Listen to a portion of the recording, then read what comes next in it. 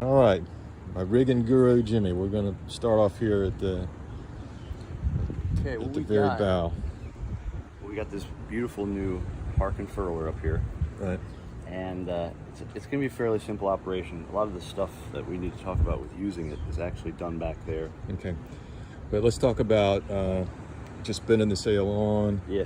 And we got 3 halyards forward here. Which one would you use? It's the blue one normally, or this is marked as the general on it's the clutch? the red and white one, exactly. Okay. So we try to mark all the clutches to make it foolproof for you. But the biggest way to tell is you look up. Right. And if you look up, you can see that this halyard comes right out of the front of the mast, just below the general furler. Correct. Below the headstay. Correct. That's your indicator that that's the halyard. All right. It also goes through a special device up there, All right. which helps this prevent the halyard from wrapping around. So because it's this furler, so Right. it's a spinny thing, you know, what you have to do is you have to make the halyard independent from the spinning action of the furler, so Right. it doesn't want to wrap around. And for that, you use this thing called a swivel. You can see that there's a shackle here, Right. and there's a shackle missing here, but that's actually the shackle that moves with the halyard. Okay, so the halyard shackles directly through Yep.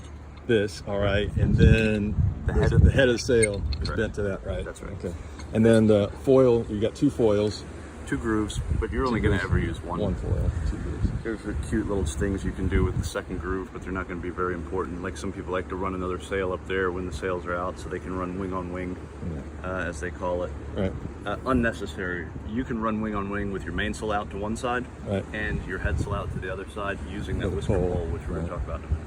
Okay, does it matter which of the 2 grooves on the foil that you use? Now you can use either one. All right. Okay, Tack of the and then the sail goes tack, right, it's right there. Yep. Okay, sounds pretty simple. Yep. Okay, what about the 2 other kind of spinnaker halyards here? What's So the you just recommended way to stow them? You have this. I say before you go sailing. Right. One of the things I always like to do is spinnaker halyard's probably not going to get a lot of use, right?